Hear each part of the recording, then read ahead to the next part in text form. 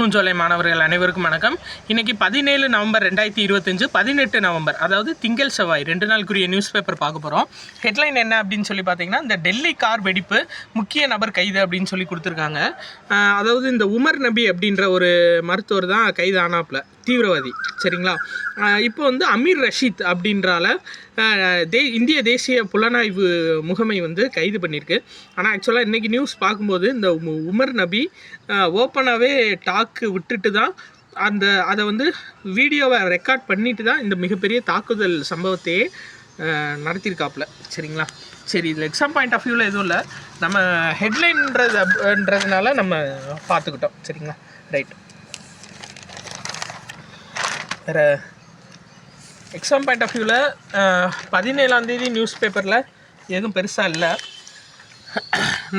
நலம் காக்கும் ஸ்டாலின் திட்டம் நம்ம பார்த்தோம்ல, அதாவது இந்த தொற்றா நோய்கள் ப்ளஸ் உயர் மருத்துவ சேவை ஒவ்வொரு வாரமும் சனிக்கிழமைகளில் வந்து நடைபெறுது. அதில் வந்து 8.81 லட்சம் பேர் இதுவரையும் பயனடைஞ்சிருக்காங்க அப்படின்னு சொல்லியிருக்காங்க. இதில் இந்த இது ரொம்ப முக்கியம். என்னென்னா, சிந்தட்டிக் வகை போதைப் பொருளை கண்டறிய தமிழக போலீஸாருக்கு புதிய வசதி அப்படின்னு சொல்லி கொடுத்துருக்காங்க.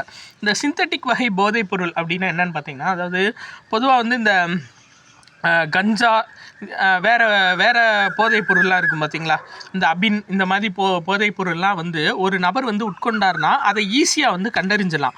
ஆனால் இந்த சிந்தட்டிக் போதைப் பொருள் இருக்குது பார்த்தீங்களா, இதை வந்து ஒருத்தர் உட்கொண்டிருந்தார் அப்படின்னா அதை வந்து நம்ம கண்டறிய முடியாது. ஆனால் அவர் உடம்பில் மாற்றம் ஏற்படுத்திக்கிட்டே தான் இருக்கும். ஆனால் அதை வந்து அவ்வளோ சீக்கிரமாக கண்டறிய முடியாது. ப்ளஸ் நிறையா வகை போதைப் பொருள்கள் வந்து இந்த சிந்தட்டிக் போதைப் பொருள் வகையில் நிறையா வகை வருது. இந்த சிந்தட்டிக் இதுலேயே வந்துட்டு நிறையா வகை போதைப் பொருள் வருது. அதெல்லாம் கண்டறிகிறது ஒரு மிகப்பெரிய டாஸ்காக இருக்குது போலீஸாருக்கு. ஸோ அவங்களுக்காகவே வந்து பார்த்திங்கன்னா இந்த சிந்தட்டிக் போதைப் பொருள் தடுப்புக்கான கிட்டு வந்து கொடுத்துருக்காங்கப்பா. சரியா? இதில் எக்ஸாம் பாயிண்ட் ஆஃப் வியூவில் பார்த்தீங்க அப்படின்னா, இந்த கிட்டு மூலயமா மொத்தம் 1100 வகை ஆய்வுகள் செய்ய முடியும் அப்படின்னு சொல்லியிருக்காங்க. இதில் மொத்தம் 16 குப்பிகள் இருக்குமா. இந்த இருக்குது பார்த்தீங்களா, மொத்தம் 16 கெமிக்கல்ஸ் இருக்கும். இந்த கெமிக்கல்ஸை யூஸ் பண்ணி 1100 வகையான ஆய்வுகள் செஞ்சு அத்தனை வகை போதை மருந்துகளை கண்டறியலாம் அப்படின்னு சொல்லியிருக்காங்க. சரிங்களா? வேறு அதான் அந்த சிந்தட்டிக் வகை போதைப் பொருள் கிடச்சிச்சின்னா அது என்ன வகை அப்படின்றத கண்டுபிடிக்கிறதுக்கே 2 நாட்கள் ஆகுது. ஆனால் இந்த கிட்டு மூலியமாக வந்து பார்த்திங்கன்னா இந்த சிந்தட்டிக் வகை போதைப் பொருளை ரொம்ப சீக்கிரமாக கண்டறிஞ்சிடலாம் அப்படின்னு சொல்லியிருக்காங்க. எக்ஸாம் பாயிண்ட் ஆஃப் வியூவில் பார்க்க வேண்டியது மொத்தம் 16 வகை கெமிக்கல்ஸ் வந்து இதில் இருக்கும். சரியா? 16 வகை குப்பிகள் இருக்கின்றன. பறிமுதல் செய்யும் போதைப் பொருள்கள் இந்த குப்பிகளில் இருக்கும் வேதிப்பொருள்களில் ஒவ்வொன்றாக சோதனைக்காக எடுக்கப்பட்டு அதை வந்து கண்டறியப்படும் சொல்லியிருக்காங்க. சரியா? அடுத்தது பார்த்தீங்க அப்படின்னா அதாவது புதுடெல்லியில் மலையாள மனோரமா ஊடக நிறுவனத்தோட 2024ஆம் ஆண்டுக்கான நியூஸ் மேக்கர் விருது வந்து கொடுத்துருக்காங்க. யாருக்கு அப்படின்னா, பெட்ரோலியம் இணை அமைச்சரும் மலையாள நடிகருமான சுரேஷ் கோபிக்கு. அதாவது ஒரு சில ப்ரைவேட் இன்ஸ்டியூட் இதுவும் நீங்கள் படித்து வச்சுக்கோங்கப்பா, கட்டாயம் கேட்குறாங்க. மெயினாக அந்த கோர்ட் எக்ஸாம் இதுலலாம் வந்து கேட்குறாங்க. அப்போ மலையாள மனோரமா ஊடக விருது 2024 யாருக்கு கொடுக்கப்பட்டிருக்கு அப்படின்னா, சுரேஷ் கோபிக்கு. சரிங்களா? அதாவது ஆண்டுக்கான நியூஸ் மேக்கர் விருது சுரேஷ் கோபி அவருக்கு வந்து கொடுக்கப்பட்டிருக்கு. இதை ஞாபகம் வச்சுக்கோங்கப்பா. மலையாள மனோரமா 2024 விருது. அடுத்து இந்த தனிநபர் தரவு பாதுகாப்பு சட்ட விதிமுறைகள் வந்து வெளியிட்டிருக்காங்க. இதில் பார்த்தீங்க அப்படின்னா முக்கியமானது நம்ம பார்க்க வேண்டியது, அதாவது இப்போது ஒரு தனிநபர் தகவலை வந்து வெளியே விடுறாங்க அப்படின்னா அந்த தனிநபர் தகவலை ஒருத்தவங்ககிட்டருந்து ஒரு வெப்சைட் நிறுவனம் எடுக்குது அப்படின்னா அவங்ககிட்ட முறையான ஒப்புதல் பெற்றிருக்கணும்னு சொல்கிறாங்க. ஃபார் எக்ஸாம்பிள், நம்ம ஃப்ளிப்கார்ட்டில் போய் இப்போ ஒரு ஹெட்செட் வேணும் அப்படின்னு சொல்லி சர்ச் பண்ணியிருப்போம்.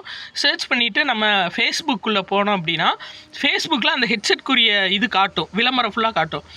அப்படி காட்டுது அப்படின்னா நம்மளோட தரவுகள் எல்லாத்தையும் ஆட்டோமேட்டிக்காக நம்மளுக்கு தெரியாமல் அவங்க எடுத்துட்டாங்கன்னு அர்த்தம். ஆனால் இனிமேல் அப்படி எடுக்கக்கூடாது. சரியா? இப்போ ஃபேஸ்புக் வேறு ட்விட்ரு வேறு வந்து இன்ஸ்டாகிராம் இந்த மாதிரி சமூக வலைத்தளங்கள்லாம் இனிமேல் நம்மளோட தரவுகளை வந்து எடுக்கணும் அப்படின்னா நம்மக்கிட்ட முறைப்படி பெர்மிஷன் வாங்கணும். அதில் வந்து ஒரு பாப்பப் மெசேஜ் மாதிரி வரும். அதில் வந்து நம்ம ஓகேன்னு சொல்லி டிக்கு கொடுத்தா தான் நம்ம தரவுகளை இனிமேல் எடுக்க முடியும். மாதிரி அசால்ட்டாக எடுத்து அவங்க வந்து அவங்க விளம்பரத்துக்கு யூஸ் பண்ணக்கூடாது. இதான் ரொம்ப முக்கியம். சரிங்களா? புதிய தரவு பாதுகாப்பு சட்ட விதிமுறைகள் 2025 இதை ஞாபகம் வச்சுக்கோங்க. அதே மாதிரி இந்ததுப்பா என்னென்னா, முழுமையான எண்ம நிறுவனமாக தரவு பாதுகாப்பு வாரியம் செயல்படும் சொல்லியிருக்காங்க. நம்மளோட டேட்டாஸை வந்து பாதுகாக்கிறதுக்காக புதுசாக தரவு வாரியமே உருவாக்க போகிறாங்க.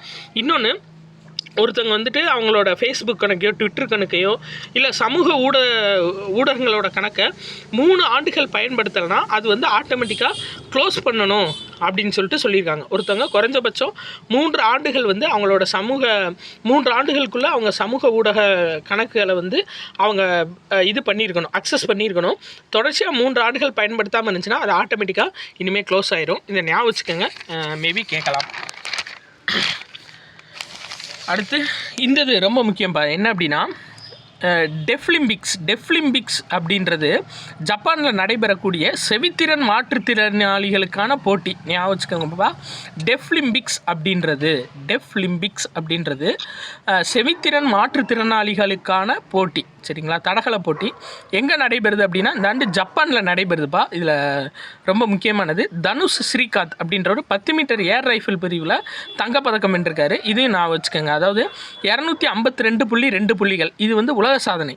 இன்னவரை யாருமே 252.2 புள்ளிகள் வந்து எடுத்தது கிடையாது. ஸோ ஃபஸ்ட்டு டைம் டெஃப்லிம்பிக்ஸ் செவித்திறன் மாற்றுத்திறனாளிகளுக்கான போட்டியில் 10 மீட்டர் ஏர் ரைஃபிள் பிரிவில் தனுஷ் ஸ்ரீகாந்த் அப்படின்றவர் 252.2 புள்ளிகளோட தங்கப்பதக்கம் வாங்கியிருக்காரு. சரிங்களா? ரைட். அடுத்தது செவ்வாய்க்கிழமைக்கான நியூஸ் பேப்பர்.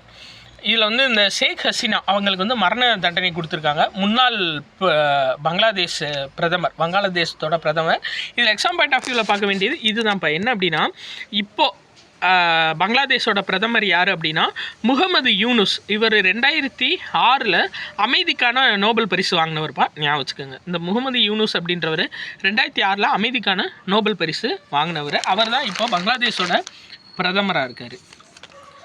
அடுத்தது இந்தது பாருங்கள், சரஸ் மேளா கண்காட்சி மற்றும் விழிப்புணர்வு பேரணி. அப்படின்னா மகளிர் சுய உதவி குழுக்கள் இருக்காங்களே, அவங்க உற்பத்தி செஞ்ச பொருட்களை சந்தைப்படுத்துகிற கண்காட்சி பேர் தான் சரஸ் மேளாப்பா. ஞாபகம் வச்சுக்கோங்க. மகளிர் சுய உதவி குழுக்கள் அவங்க உற்பத்தி செஞ்ச பொருட்களை சந்தைப்படுத்துகிற இது பேர். சரிங்களா? சந்தைப்படுத்துகிற அந்த திட்டம் பேர் தான் என்ன அப்படின்னா சரஸ் மேளா கண்காட்சி. சரியா? இது ரொம்ப முக்கியம். ஞாபகம் வச்சுக்கோங்க. கட்டாயம் கேட்க வாய்ப்பு இருக்குப்பா. ஏன்னா மேலா அப்படின்னா நம்ம ஏதோ ஃபங்க்ஷனு அப்படின்ற மாதிரி நினச்சிக்கிற கூடாது. ரைட். இந்த இது பாருங்கள், 16வது நிதிக்குழு அரவிந்த் பன்காரியா தலைமையில் அமைக்கப்பட்டுச்சு. சரியா? 2026-27 நிதியாண்டிலிருந்து 5 ஆண்டுகளுக்கு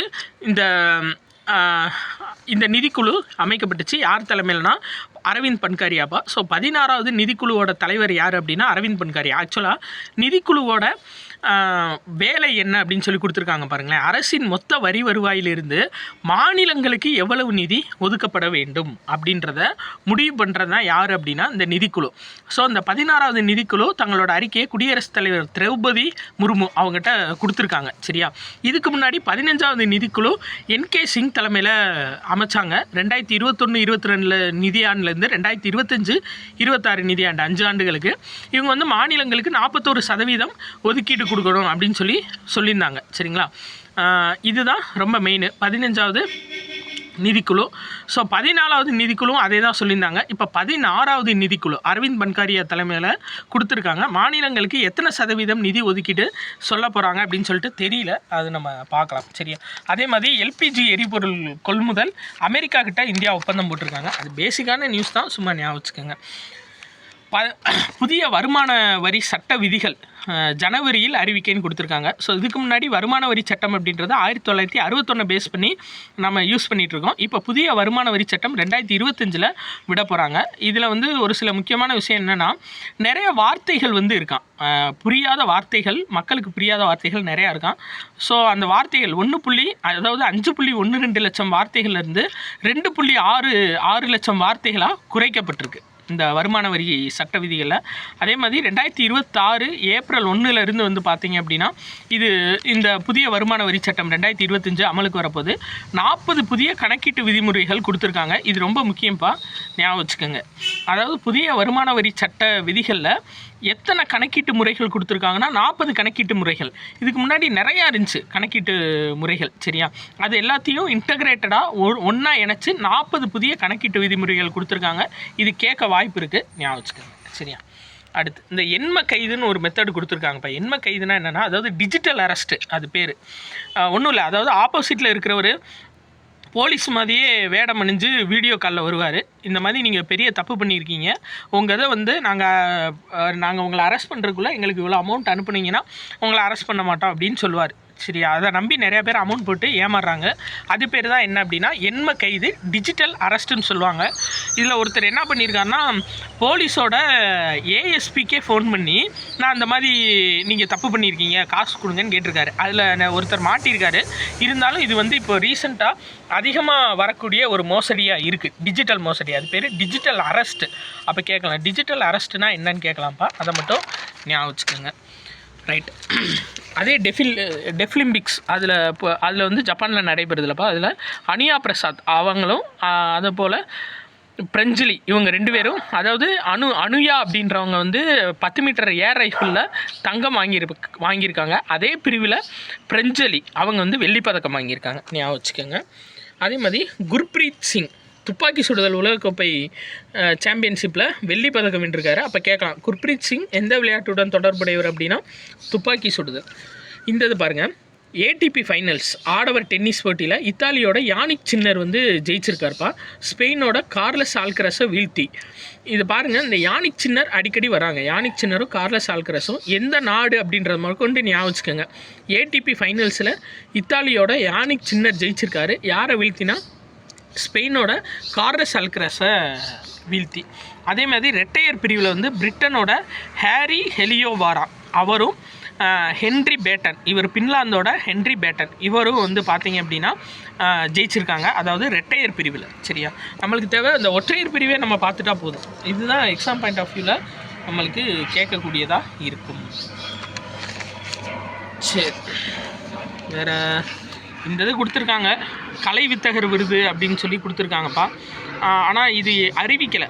அதாவது சினிமா துறையில் இருக்காங்கல்ல, நடிகர், இயக்குனர், தயாரிப்பாளர்கள், இவங்க யாருனாலும் விண்ணப்பிக்கலாம் அப்படின்னு சொல்லி இது தமிழ்நாடு அரசு சார்பாக கொடுக்கக்கூடியது கலை வித்தகர் விருது. தெரிஞ்சு வச்சுக்கோங்க, நம்ம விருது வாங்கினதுக்கப்புறம் பார்த்துக்கலாம், சரிங்களா? அதே மாதிரி இந்த கன்னியாகுமரி, திருநெல்வேலி, தூத்துக்குடி 8 மாவட்டங்களுக்கு மஞ்சள் எச்சரிக்கை விடுக்கப்பட்டிருக்கான். ஸோ மழை வரப்போகுது, கொஞ்சம் பார்த்து சூதானமாக எங்கேனாலும் போயிட்டு வாங்கப்பா. அவ்வளோதான், 2 நாள் நியூஸ் பேப்பர் ஃபுல்லாக பார்த்தாச்சு. நன்றி.